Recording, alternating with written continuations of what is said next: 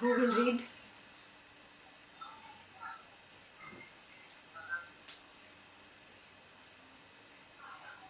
Who wants to begin? Page 136. I can read.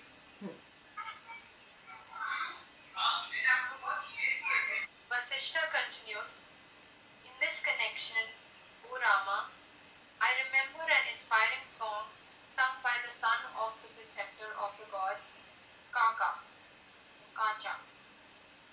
This Kaka was established in self-knowledge. He lived in a cave on the Mount Meru. His mind was saturated with the highest wisdom, and hence it was not attracted by any of the objects of the world composed of the five elements. Feeling this despair, Kaka sang this meaningful song. Pray listen to this. Kaka said, what shall I do? Where shall I go? What shall I try to hold? What shall I renounce? This entire universe is permeated by the one self. Unhappiness or sorrow is the self.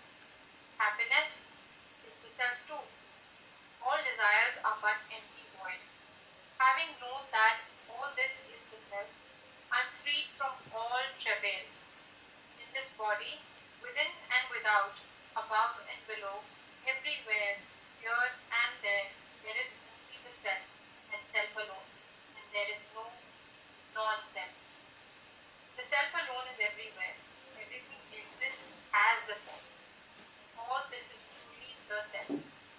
I exist in the self as the self. I exist as all this, as the reality in all everywhere. I am the fullness. I am the selfless. I fill the entire universe like the cosmic ocean. Thus he sang, and he intoned the holy word Om, which resounded like a bell. He had merged his entire being in that holy sound. He was neither inside anything nor outside anything. His sage remained in that place, totally absorbed in himself. Okay. So this is a very short story. It's just that much about Kacha. Yeah, and how he said the same thing that Ashtavakra has been telling us for so long, that everything is in the self and everything is the self itself. Yeah? Within everything also there is the self. Yeah? The same thing we did in the Upanishads, no? That in all the Bhutani there is self, and all the Bhutanya is within the self, is within Isha. Yeah? The same thing Kacha is singing. And it's a very beautiful verse. If you see the verse on the top of the page, it's Kim karomi kva gacchami, kim grinami tyajami kim, atmana puritam vishvam mahakalpa ambuna yatha. Yeah? Sing. What is there that I have to do? Yeah? Where do I have to go? Yeah? What is it that I need to grab? Grinnami is literally to grab or to take. Yeah? Here he is translated as to hold, as in want, the ragas of the mind. Tyajami kim. Tyajami, renounce, let go, drop, reject. Yeah? Same thing Ashtavakra had said, no? What is there to accept and what is there to reject? Yeah? Everything is the self. Yeah? Then what do I have that is mine, or what is it that is not mine? The same thing Kacha has said in a poem, that this entire Vishwam is nothing but Atmana, is the self. Yeah? Very beautiful poem. Yeah? Just 2 lines, but it is the song of Kacha. Yeah? This can be an examination question. What is the song of Kacha? You don't have to know the Sanskrit verse, yeah? But you can compare it with Ashtavakra. Yeah? Now Rama asks a very beautiful question. So let's go into Rama's question. Rama asked,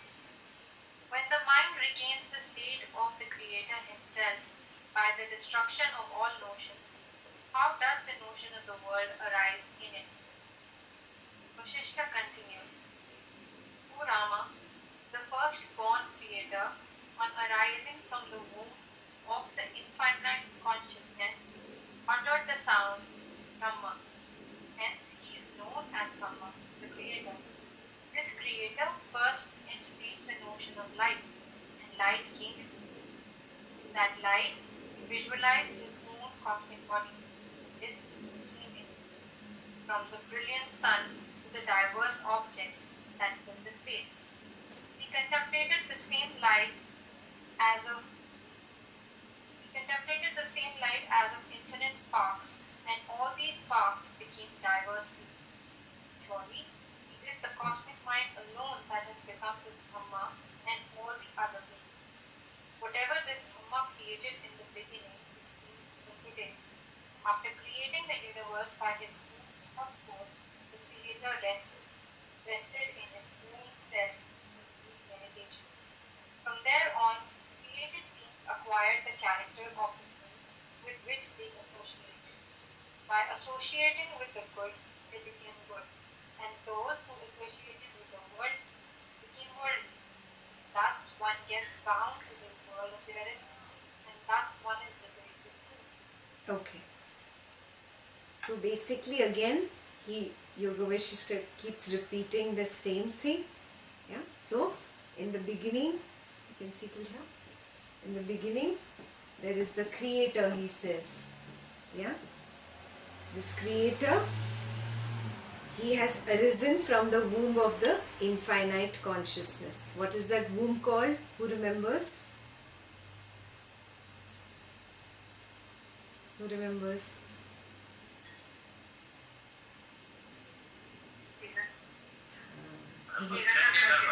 Yes, Hiranyagarbha. So this creator came out of the Hiranyagarbha. The creator uttered a sound, Brahma. That's why the name Brahma has been given to the creator. The creator entertained the notion of light, and light came into being as a fire element. Yeah. Once that came into being, when there is light, there is a hidden notion of a form within it.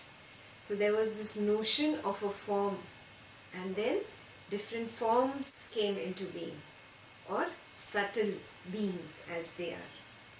Yeah? And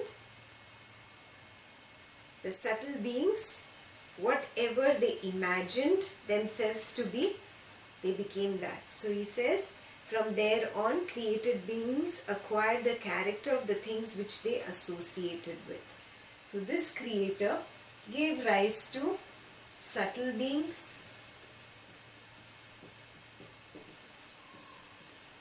if they thought they were good, that's the character they took on, of good.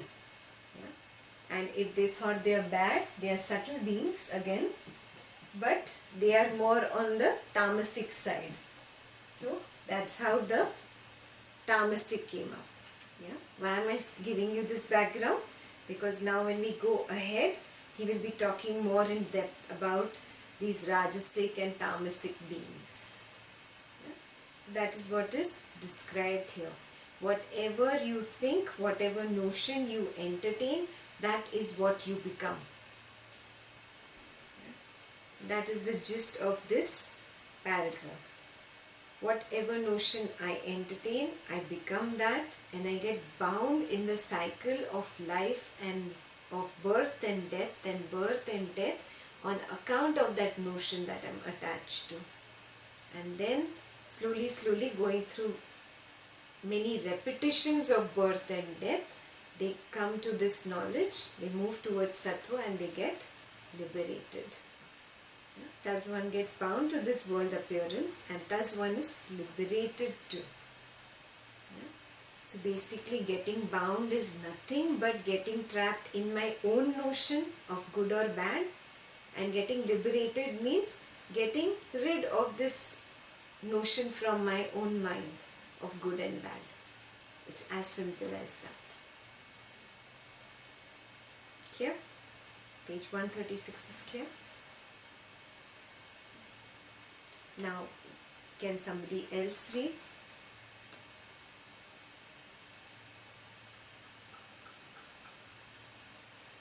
Mohit can read. Go ahead, Mohit. Vasistha continued. After the creation of the world appearance, the living beings that arose in the ocean of infinite consciousness, like waves and ripples, entered into the physical space. And when the elements like air, fire, water, and earth were evolved, they became involved in them. Then the cycle of birth and death began to revolve. Okay, let me stop you here. We'll just go paragraph by paragraph. So, right here, they are subtle beings. Yeah? Subtle, you understand? Which is not physical. We spoke in the Upanishads also that there is another plane of existence, another realm of existence which is not visible to this physical eye. You remember? Yeah? So that subtle level is where we existed before, after being created. Yes? For the longest time we remain at that subtle level of existence. Then we come to the physical, once earth, water, fire, ether, air combine and there is formation of the physical. Do you get it? Yeah? So I'll read that sentence again. After the creation of the world appearance, the living beings that arose in the ocean of infinite consciousness, like waves and ripples, entered into the physical space. Got it? So from this subtle, the subtle good started imagining, oh, I am a good person, or I am whatever, a good thing, I am a good animal, and that is the form it took. The physical form of whatever good that it imagined. Yeah? Same way, the bad or the tamasic took the physical form of the bad that it imagined. Yes? So now from the subtle, we have come to the physical realm. And when the elements like air, fire, water and earth were evolved, they became involved in them. You got this, yeah? Coming from the subtle realm of existence to this physical realm of existence, coming to Bhutakasha. Yeah? Then the circle of birth and death began to revolve. Yes, because birth and death happens at this physical level. Yes. Death happens to the physical body. Clear so far? Yeah? At this level, you can say it's just the mind or the subtle level of existence. Here is the body. Earth, water, fire and air combine and make the body here. And this level is just the space. The next four elements happen at this level. Clear? Because space is not really an element. Space is just a witness to all the permutations and combinations between the four elements. Clear so far? Yeah? Okay, we can continue. Mohit, you can continue. The jiva come down, as it were, riding the rays of the moon, and enter into the plants and herbs. They become the fruits, as it were, of those plants. Then they are ready to incarnate. The subtle notions, ideas, and mental conditioning are dormant even in the unborn being. At birth, the veil that covered them is removed. Yeah. So, the jiva come down. This is a way of saying that the subtle beings, because of their own notion, take a physical form. Yeah? They imagine a physical form and that's the form they take. Yeah? So when you actually enter into the physical realm, you would enter at a lower level, like a plant or a herb or a fruit or whatever. Examples are just thrown out there. But more details are there in the Vedas about these things. Yeah? So you remember in the Upanishads, Gurudev said that a particular planet is connected to a particular grain, is connected to a particular plant, a particular animal. That connection is very strong. So when you take that form, you will follow that particular chain. Got it? So for example, you probably are related to the moon. You would probably come as the cucumber first, and then you moved on to another cooler herb. Maybe give me a cool herb. Pudina. Yeah. And then you went on to a calmer animal. Yeah.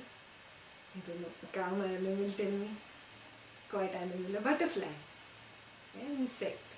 And then probably came onto a human being that has a calmer personality. I'm just giving an example, okay? Now please don't say Ekta said this. Yeah? I'm just throwing out an example to help you relate how it happens. So there is a particular chain described in the Vedas. That is the way the subtle being comes down from the subtle realm to the physical realm of existence. Clear? So the jiva come down, as it were, riding the rays of the moon and enter into the plants and herbs. They become the fruits, as it were, of those plants. Then they are ready to incarnate. The subtle notions, ideas, and mental conditioning are dormant even in the unborn being. At birth, the veil that covered them is removed. So you had a subtle notion at this level. Because of that you came here. Till you are born here, that notion is not manifested. Once you are born, then all those notions manifest. You had a strong raga for a particular thing, you will be born around that thing. You had a dvesha for a particular person, you will be born around that person. So it is your own notion that attracts your physical birth or rebirth again and again. Okay? It's the mental conditioning that is responsible for the physical birth. Okay? But this is only in the nothing. Bolo, bolo. I don't know, I think now I'm again going back to the start of time and all of that, which is again irrelevant. So, no. Anybody else has a question?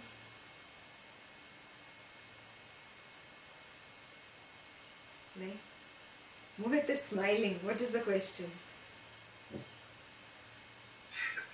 There's no question. It's just a matter of faith whether this you can take the leap that this is true, right?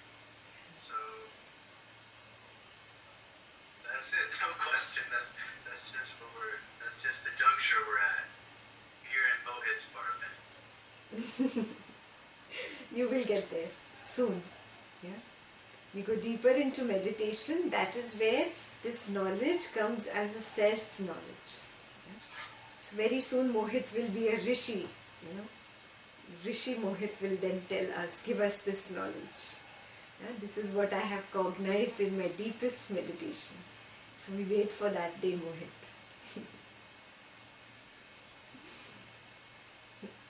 Started to look like one, at least with the beard.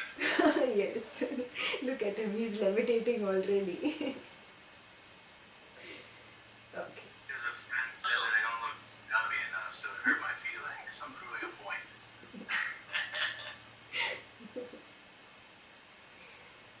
Okay. Can we go ahead? Third paragraph.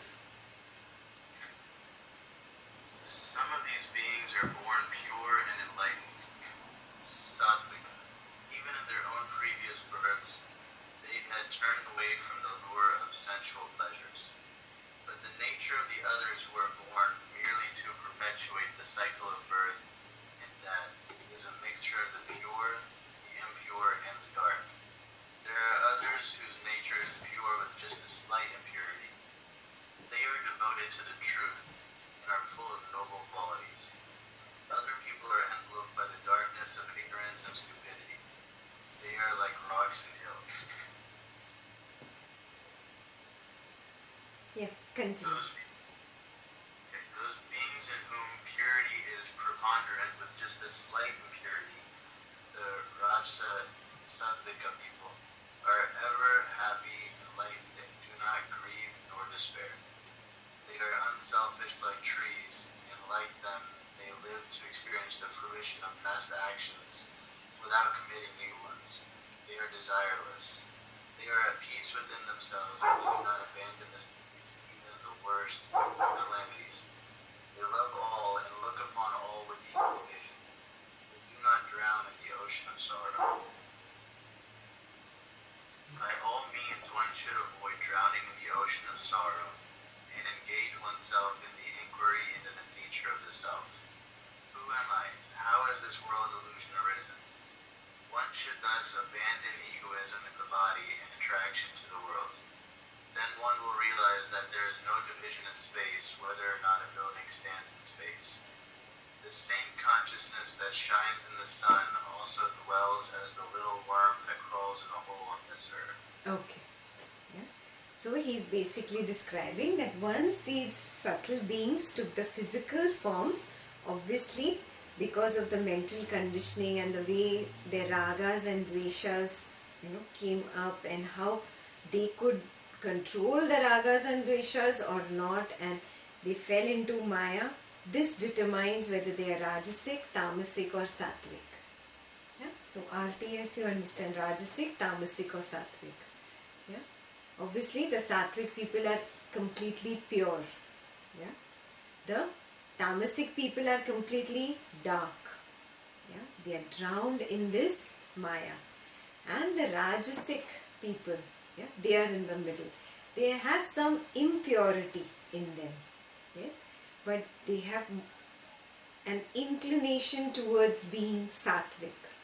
Yeah? They have a lot of noble qualities and they want to be with the master, want to follow the spiritual knowledge, want to grow and become more noble. Whereas the tamasic people obviously want to go lower and lower. Yeah? So that is what has been described. Some of these beings are born pure and enlightened. Those are sattvic. They are already enlightened. Yeah? Like Gurudev. Even in their own previous births, they had turned away from the sense pleasures. Yeah? They are not lost in the five senses. Because of their previous turning away, they got enlightened. They still come back like Guruji and spread knowledge. They help everybody. Yes, that is the main motto of their life. They are here for the society.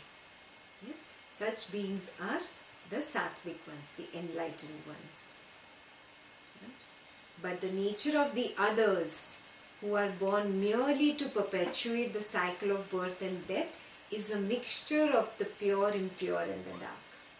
Yeah? So the others are Rajasic and Tamasic. These are the two people they are talking about. There are others whose nature is pure with just a slight impurity. This is Rajasic. Pure but with a slight impurity in them. They are devoted to the truth, are full of noble qualities. But the third type now. Other people are enveloped by the darkness of ignorance and stupidity.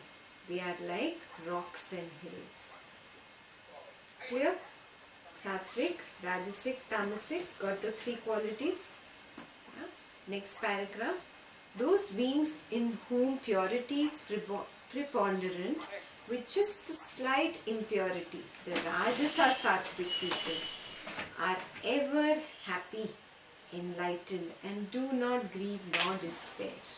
So he's saying in between the Rajasic and the Sattvic, there is something called the Rajasa Sattvic. Means these people are already started moving towards the Sattva. Yeah? They are not only completely Rajasic. There are a lot of Sattvic qualities that have started happening. Yeah? You must have noticed you fall there somewhere. Yeah? Rajasa Sattvic. You are moving towards the Sattva. Yeah? They are unselfish like trees. And like them, they live to experience the fruition of past actions without committing new ones. Highlight this sentence. What does this mean?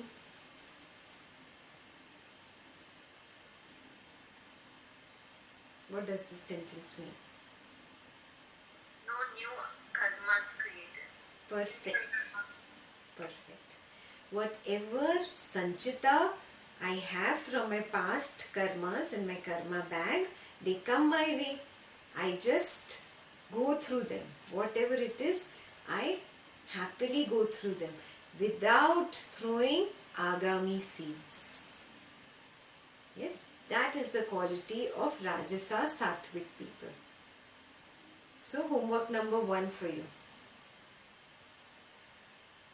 Have you started doing that?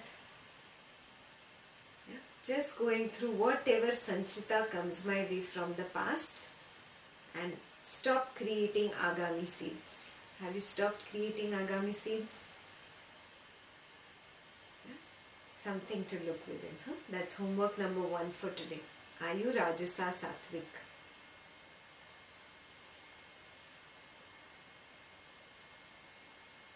They are desireless. They are at peace within themselves, and they do not abandon their peace even in the worst calamities. Do you have these 3 qualities? Yeah. Do you let go of your peace the moment something bad happens? Question for you. Yeah. Do you still have a lot of desires? Are you still lost in a lot of desires? And are you at peace within yourself?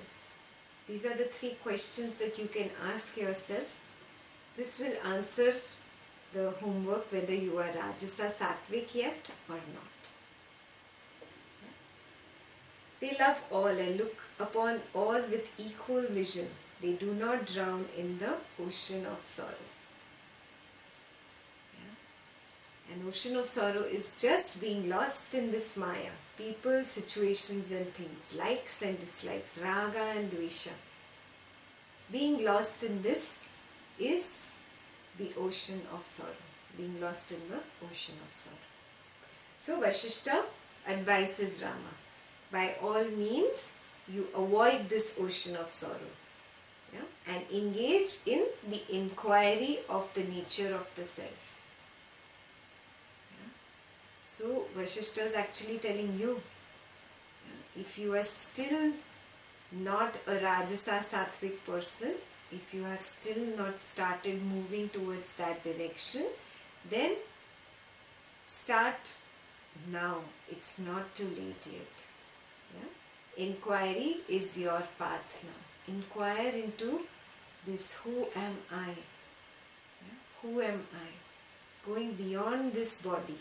Going beyond this mind and this chitta chatter, going beyond these feelings, yeah, that come and go. Who am I is inquiry. And how has this world illusion arisen? World illusion is Maya.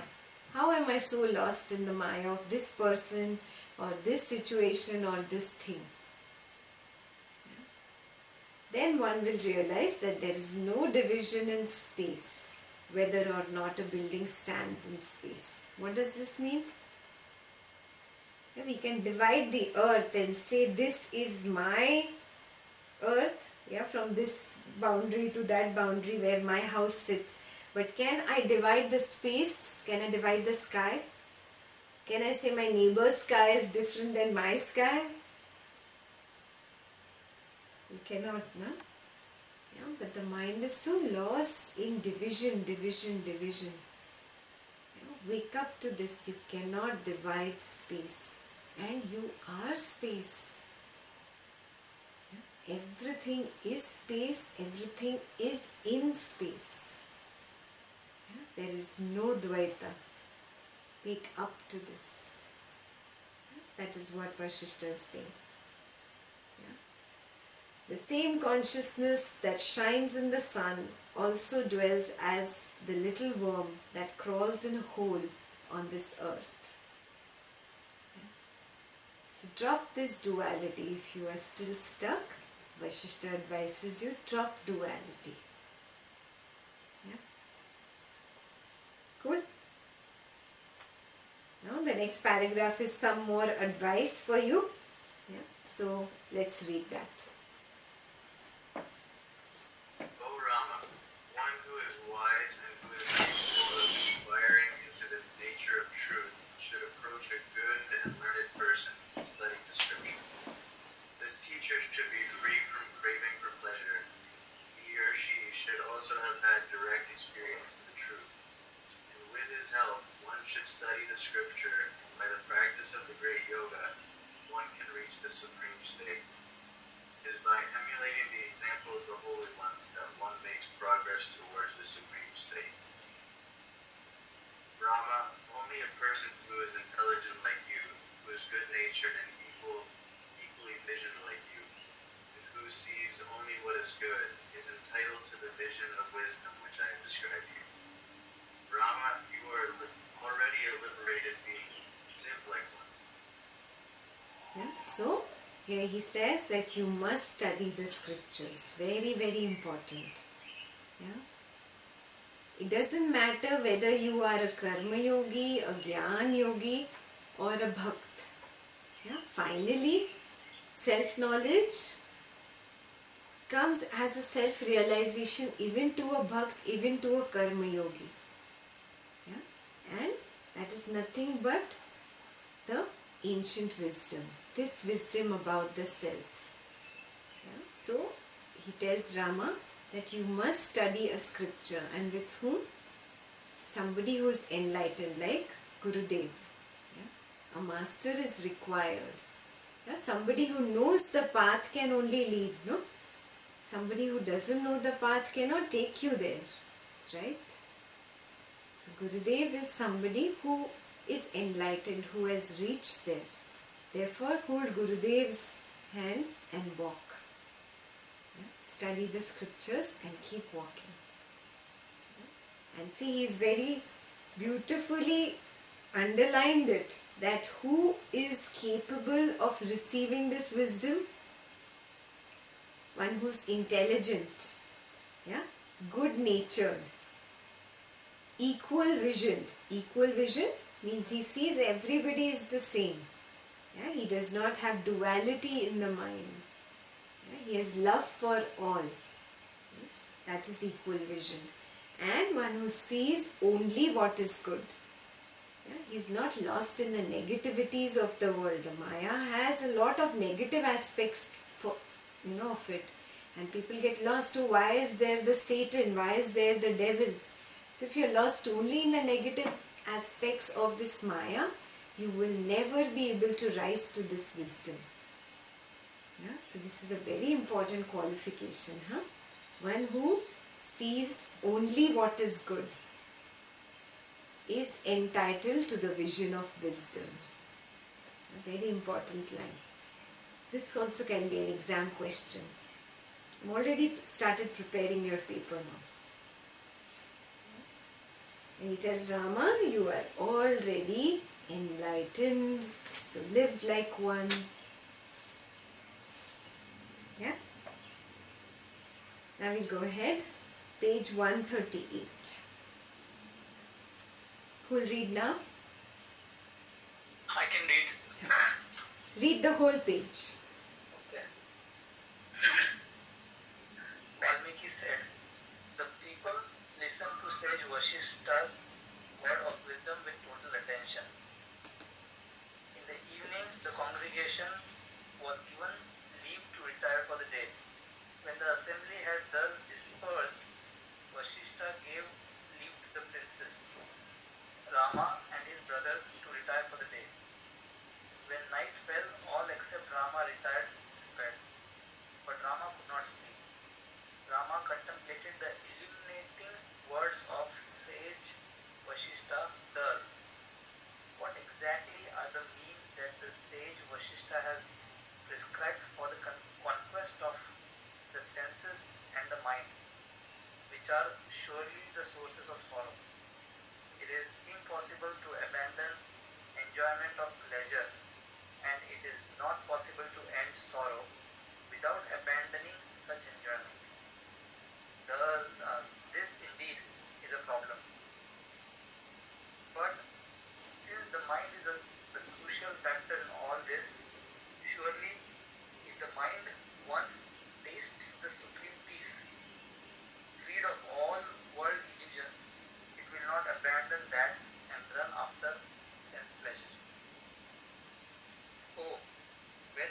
mind rest in the infinite even as a wave is reabsorbed in the ocean?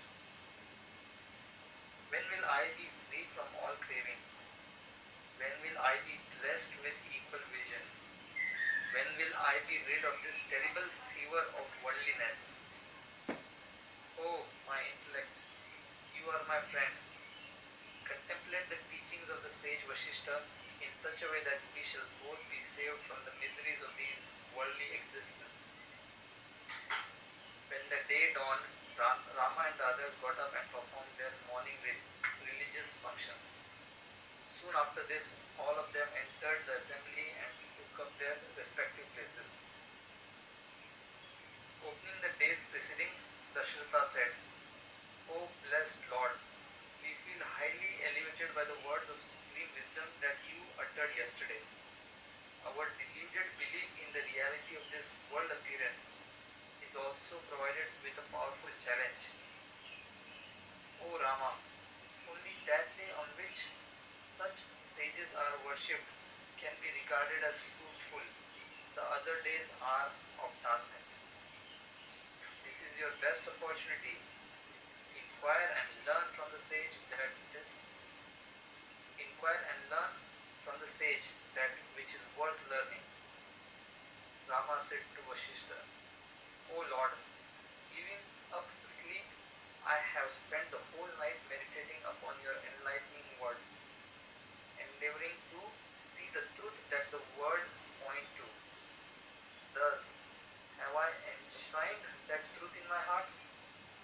Who will not bear your teachings on his head, knowing that they confer the highest bliss on him? At the same time, they are extremely sweet to hear. They promote every type of auspiciousness and they bring us the incomparable experience. Hence, O Lord, I pray, resume your most excellent discourse. Yeah. So this page is a quick read, of course. So Rama, what did he contemplate in the night?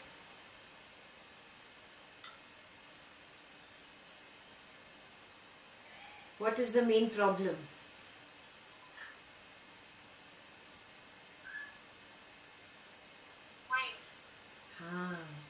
Mind is the main problem. There is no other problem but the mind. Yeah? Because this mind goes out and gets lost in the five senses. The five senses get lost in the enjoyment. And till the five senses are lost in this enjoyment, you cannot have a vision of the truth, the self. Because there is a split in your consciousness. Remember? Purusha and Prakriti. There is a big split in your consciousness. So the only remedy is this mind which is lost outside in the enjoyment, it comes back. So he prays to the mind. He says, oh, please become intelligent. Yeah? Come back so that we both can walk this path. Yeah? It is the second paragraph. Let's read that again. What exactly are the means that the sage Vasistha has prescribed for the conquest of the senses and the mind, which are surely the sources of sorrow? So what is the source of sorrow? The five senses, yeah, and the mind going out through the five senses are the sources of sorrow. It is impossible to abandon enjoyment of pleasure. Okay? And it is not possible to end sorrow without abandoning such enjoyment. This indeed is a problem. But since the mind is the crucial factor here, yeah, surely if the mind, once it tastes the supreme peace, yeah, of coming back and uniting with the Purusha, yeah, when it tastes this complete feeling, this feeling of fullness, wholeness, oneness, yeah, then it can easily let go of the Prakriti. Got it? Yeah. So, surely the mind once tastes the supreme peace, freed of all world illusion, it will not abandon that and run after sense pleasures. Yeah? So this is Rama contemplating. On his own he came to this conclusion that right now the mind has a taste of Prakriti and it is lost in the Prakriti. Once the mind comes within and has a taste of the Purusha, that taste is so high that it will very quickly drop the sense pleasures. Got it? You got the problem and the solution? Yes?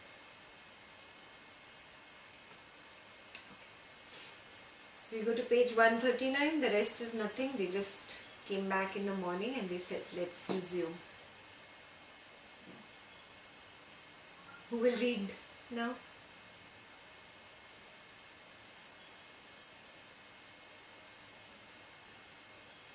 I can read.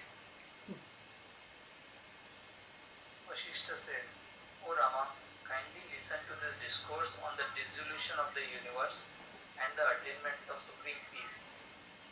This seemingly unending world appearance is sustained by pure Rajasa and dull Tamasa beings, even as a superstructure is sustained by pillars.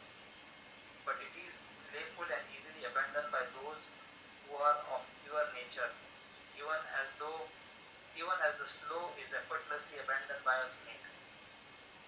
They who are of pure sattvic nature and they whose activities rajas are based on purity and light, sattva, do not live their life mechanically, but inquire into the origin and the nature of this world appearance.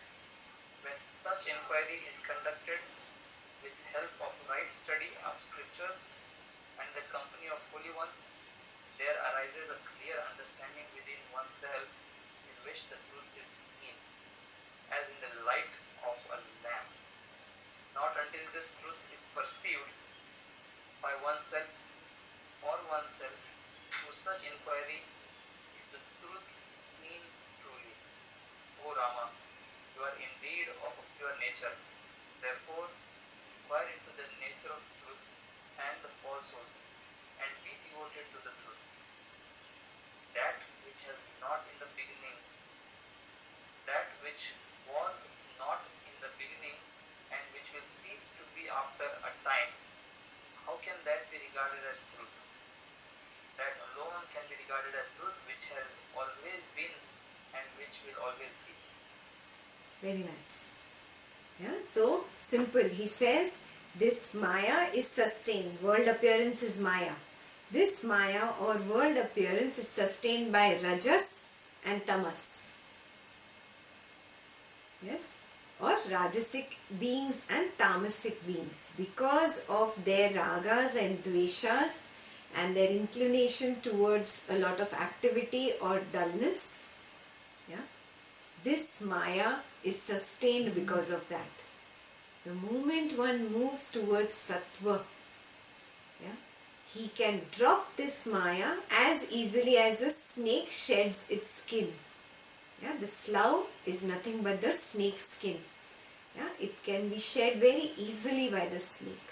Yeah, just like that, the moment you move away from Rajas and Tamas, automatically this Maya drops. Because the pillars of Maya are Rajas and Tamas. Now, even if your one pillar drops, it's going to drop, right? Maya completely falls. That is the meaning of the first half. Yeah? This seemingly unending world appearance is sustained by impure, that is Rajas, and dull, that is Tamas. Even as a superstructure is sustained by pillars. Got it? Just like pillars support some structure, Rajas and Tamas support Maya or world appearance. But it is playfully and easily abandoned by those who are of a pure nature, even as the slough is effortlessly abandoned by a snake. They who are of a pure sattvic nature and they whose activities are based on purity and light do not live their life mechanically, but inquire into the origin and the nature of this world appearance. Yeah, so basically he's telling you what is the quality of this sattvic person, yeah, who has easily dropped these pillars and dropped the Maya. What is the quality of this sattvic person? Is that he goes into self-inquiry. Yeah? Yes, you start with the study of scriptures, you start with a master or the company of holy men. You start with this sangha of people, of spiritual seekers. Yeah? This is something that propels you in the direction of sattva. But it's not going to propel you for a long time. Yeah? You need to be self-propelled after a while. And that self-propelling and continuing on the path of sattva will happen only by your self-inquiry. Got it? So, you go within and see. You meditate. That is essential. Yeah, Lord Buddha also said, do not believe anybody. Do not believe even me. Whatever I am saying, do not believe it. You close your eyes, meditate, go deep within and discover the truth. Yeah? This is self-inquiry. Yes? You must go within. This is a prerequisite on this path. Self-inquiry. Yeah? So some people are just happy, coming to the path and being with the Sangha, and they feel the journey stops. No, it has not stopped. Some people think, okay, just reading this book and by hearting the sutras in Sanskrit, yeah, I'm a Pandit, I've done it. No, you've not done it, huh? So understand this. Company of holy ones, study of the scriptures, yeah, all this is just that first push. You needed to be pushed. Yeah? But the self-propelling, that action has to come from within, and that is inquiry. Yeah? That is why Art of Silence courses. Yeah? That is why we go into silence. That is why Gurudev has come up with such a beautiful process. 4 days, 3 days, you are just completely within yourself. You break contact with all the 5 senses. Yeah? You're only in touch with those 5 senses, sense of taste, basically for this body to survive. Yeah? Besides that, you're not in touch with those 5 senses. Sense of sound just as much as is required for you to go back within and meditate. Have you seen so beautifully it is designed, Art of Silence? Yeah? Because the first 2 steps are done. You've come to the path, you are with Gurudev, and he is telling you this knowledge, this great knowledge. But he has propelled you, he has pushed the ball to a point. Now you have to keep self-propelling and go within. Yeah? That is the beauty of going within, meditating. Yeah? Self-inquiry. Who am I? What is this self? What is this Purusha Ekta keeps talking about? Yeah? Understanding that. Yeah? Clear? This paragraph is clear. Prashanjit and I did a silence course this past weekend, and it was a wonderful experience. But one thing I did want to share is that, like you say, we hear the same bits of, especially this book, it seems like the same thing every page, just over and over again, and it's like, we finally, when the break loosens up, so we can squeeze some knowledge into our head that sticks. But this one piece of whatever you resist persists, that I think finally, I thought I understood it, but not until this weekend, because the teacher described it in this way that your thoughts are like house guests. Like, you can't just kick them out of the house. You have to,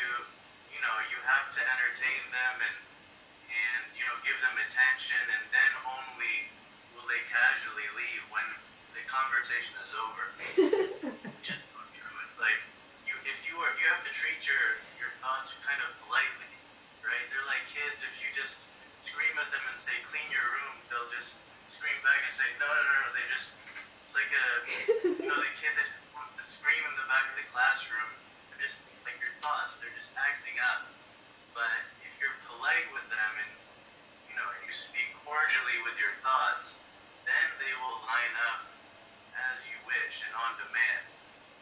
So you just have to be very kind and speak nicely with your thoughts, and then it also helps that you speak nicer out loud too in the world. So anyway, that was something useful. So hopefully that's useful for anybody else too. We both win. Yeah.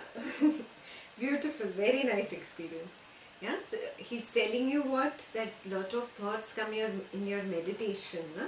So don't start resisting them. Go away. You can't fight with your thoughts. He's saying treat them like house guests. Yeah, it's okay. For a while they'll hover around. Yeah, but you just go deep. You focus on that nothingness that you are, that silence within. Yeah, don't focus on the thoughts. They should go away. Your focus is still outside. Yeah. Turn that direction within. Change your line of focus. When you are focusing on that nothingness, on that quietness, this finally goes away. Yeah. And then you will experience all this as a self-realization. Yeah.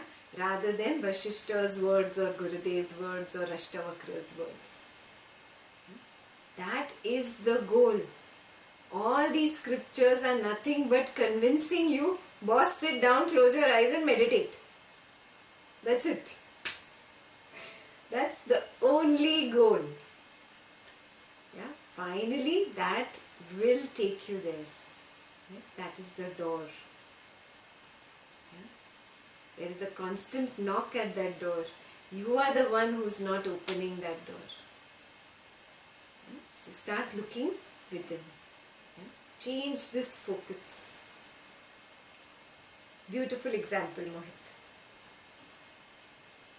Yeah? So, those who are of a pure sattvic nature and whose activities, that is rajas, are based on purity and light. They do not live their life mechanically, but inquire into the origin and the nature of this world appearance or Maya. Yeah? So highlight that line. This is homework number 2 for you. Yeah? Start your self-inquiry now. Come what me, again and again and again. Who am I? Yeah? Start moving towards Sattva now. When such inquiry is conducted with the help of the right study of scriptures and the company of holy ones, there arises a clear understanding within oneself in which the truth is seen, as in the light of a lamp. Not until this truth is perceived by oneself, for oneself, through such inquiry, is the truth seen truly. Means, you will not be able to see this truth clearly unless it is your own truth. It's your own Swabhava Jnana. Got it? Like some time ago, just half an hour ago, Mohit said, all this is nice to listen to, but it's so difficult to understand. Yeah? So the same thing Vasistha is saying, you will not see it really unless you go within, unless you do a self-inquiry. Yeah? A scripture, a holy person, a sangha only takes you towards that direction, but you have to start, going within. That is called self-propelling. You must start into inquiry now. Who am I? This is a meditation technique actually. Yeah? In the Upanishads it is there. I have spoken about this. You just sit and see, who am I? Am I this body? Oh, I am not this body. And again say, who am I? Am I this mind that is talking, that is doing chit-chat? Oh, I am not this mind. I can still see it doing chit-chat. Who am I then? Oh, am I this emotional side of me that is sad or that is angry or that is jealous? Oh no, I can experience this, I can witness it. That means I am separate from it. So I am not the emotions. Yeah? Like that neti, neti, neti. Keep doing neti, neti. Not this, not this. And you will get there. That is the process of self-inquiry.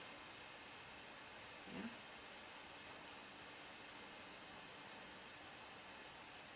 O Rama, you are indeed of a pure nature. Therefore, inquire into the nature of the truth and the falsehood and be devoted to the truth. So you inquire in both. This Prakriti and this Maya is the falsehood. The Purusha or the self that I am is the truth. You inquire into both.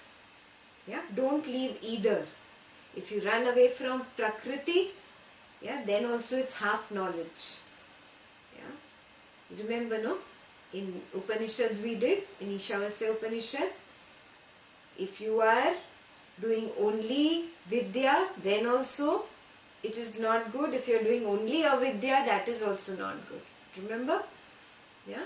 By one means, Vidya satisfies one means and Avidya satisfies another means.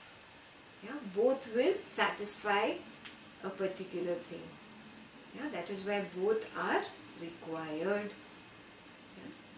So he says, be devoted to the truth. After you inquire both into falsehood and the truth, you be devoted to the truth. That which was not in the beginning and which will cease to be after a long time, how can that be regarded as truth? Means this Prakriti was not there in the beginning, right? After 80, 90, 100 years, this Prakriti will not be there. Then how can you say I am the body? It is not true. Yes, like your dream lasts 2 hours, 3 hours, 4 hours. If you sleep a long time, 8 hours your dream can last. But that's it. It ends there, right? That which did not last beyond this point and which did not exist beyond this point, how can you say that is permanent? Yeah, that is just temporary. Yeah, so focus on that which is changeless, not on that which is changing. Okay? We'll read the next paragraph. Prashanjit, can you read the next paragraph? Birth is of the mind, O Rama, and growth is pleasant. And when the truth is clearly seen, it is mind that is liberated from its own ignorance. Hence, let the mind be led along the path of righteousness by the prior study of the scriptures, company of devotee ones, and the cultivation of dispassion. Equipped with these, one should resort to the feet of the Master, whose wisdom is perfected. By faithfully adhering to the teachings of the Master, one gradually attains the plane of total purity. Okay. Very beautifully it is said. Birth is only of the mind. So you got it here. This is the birth. You came out of the Creator. This birth itself happened because of a notion. Yes? So birth is only of the mind. Before this, about 15-20 pages ago, Vasistha said, action is only of the mind. Yeah? Now he is saying, even the birth is only of the mind, not of the body. So if this mind comes to an end, this physical body will definitely end. Yeah? Means the coming into the cycle of birth and death of the physical body will cease if this mind ceases. Simple? Yeah? Growth is mental too. Yeah? I am growing, or this is good for me, or this is bad for me, this is the way it should happen, this is the way it should not happen. All this is mental. Even this spiritual growth is mental. Yeah? Even this Yoga Vasistha session is all mental. Everything is in a dream. It is not real. Yeah? When this truth is clearly seen, it is mind that is liberated from its own ignorance. Yeah? It's just like waking up in the morning. You wake up and you realize, oh, it was a dream. Yeah? So you are liberated of your own ignorance. That's exactly what he's talking about. This is the same thing that happens at liberation. Hence, let the mind be led along the path of righteousness by three things. What are they? 1. Study of the scriptures. 2. Company of the holy men. And 3. Cultivation of dispassion. He gives you 3 things. Yeah? Dispassion is required. If I have even a little thought that I have to get up and close that door, even that little thought, little irrelevant thought in the mind will not let me meditate. To be able to go within and meditate and be with the self, I need to be dispassionate about everything here. Right? Yeah? So that cultivation of dispassion is required. And Guruji says it very beautifully. Akinchan, aprayatna and achaha. Means I am nothing, I do nothing and I want nothing. Yeah, when you sit to meditate, sit with these 3 words. I am nothing, I do nothing and I want nothing. And just go within them. Yeah, this is the best way to start your meditation. Yeah, there is a little niggling thought cannot let you rest at all. So it's like of the nothing, by the nothing, for the nothing. You heard that? Aditya said it is of the nothing, for the nothing and by the nothing.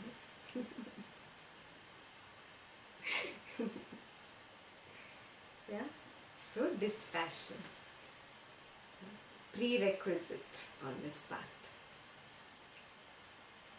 Equipped with these, one should resort to the feet of a master or a guru whose wisdom is perfected. By faithfully adhering to the teachings of the master, one gradually attains to the plane of total purity. Yeah? We can read the last paragraph, Prashanji. O Rama, behold the self by the self pure inquiry, even as the pool pursues the entire space. One is tossed over the waters of this illusory world appearance like a piece of straw only as long as one does not get into this pure boat of self-inquiry. Even as particles of sand floating in water settle down when the water is absolutely steady, the mind of the man who has gained the knowledge of the truth settles down into peace. Once this knowledge of the truth is gained, it is not lost. Even if a piece of gold has lain in a heap of ashes, the goldsmith finds no problem in seeing it. When the truth has not been known, there may be confusion, but once it is known, there can be no confusion. Ignorance of the self is the cause of your sorrow. Knowledge of the self leads to delight and tranquility. Beautiful, no? He summarizes this in the last paragraph again. Yeah? That again to inquiry of the self, O Rama. Yeah? Because only through inquiry of the self can you attain this knowledge and be at peace. You will not be at peace if you do not attain knowledge. It's as simple as that. This world of 5 senses is not going to give you peace. How much ever material things you achieve, they will never bring you peace because they were not designed to. Their design is to bring botheration and frustration. Yeah, their design is to bring more desires. Yeah, They are designed like that. So he's saying the only way you can really attain peace is by the self-inquiry, by the self-knowledge that comes out of it. Ashtavakra said the same thing. Yeah? Swabhava jnana. Yeah? Swabhavad eva janano. Janaka says, now I know by my own swabhava jnana. Yes? Ashtavakra was so lucky to have a disciple like Janaka. He had to just tell him and Janaka got it. His lights came on. Yeah? That's what Vasistha is encouraging us to do. Do some self-inquiry this week. Yeah? No homework for you. Just keep inquiring. Who am I? Who am I? Who am I? You get lost in some anger or some battle at work or in the family. Just take one step back and see who is saying all these bad things, who's feeling all bad, who's screaming and shouting, yeah, who's feeling all this guilt and anger, and who's going on this trip. Yeah? Who am I? Am I all this drama that is happening? Take one step back from every situation. Yeah? At home, at work, with kids, with friends. In art of living also, a lot of drama happens. Yeah? Look at that drama. Take one step back and see, who am I? Who am I? Who am I? Yeah? Self-inquiry is your only homework this week. Yeah? Keep doing this again and again. And Jayashree, please send them an email twice this week in the middle about this homework. Remind them. Do you know who you are? Yeah? I mean, you're telling us today, or you're telling us about that we have to come within from us. It's something I just realized. It's like everything we do in school, college, when we learn anything. And the teacher told us, yes, but we actually have to figure it ourselves how to do it. We have to do our job. We did not understand ourselves, and show others to do it. So the same way we live our life, I think it echoes what you're saying. To understand the truth, we have to figure it out. Beautiful. Perfect. Yeah, we did the same thing in school. Yeah, the teachers helped us through a few quadratic equations and few trigonometric theorems and all that. But finally, we had to start doing things on our own. And when you started solving more quadratic equations, you became even smarter than a teacher at a point. Yeah? How do people go into research? Only a very intelligent person can go into research. Have you noticed? Somebody who has that detail-oriented mind and who can go into analysis. Yes? It's the same thing. This is researching my own soul. Yeah? And how will this happen? When I start looking within. Self-inquiry. Yeah? So make this a homework for the week. Yeah? And the last sentence of this paragraph is beautiful. Ignorance of the self is the cause of your sorrow. Remember this. Because you are giving so much importance to this Prakriti, that is the cause of sorrow. There is no other cause. Knowledge of the self leads to delight and tranquility. Decision is yours, boss. Do you want to be delighted and tranquil in life, or do you want to be sorrowful? Decision is yours. Yeah? So this week homework, self-inquiry. Okay? Yeah, and I'll see you next week. Jai Gurudev. Thank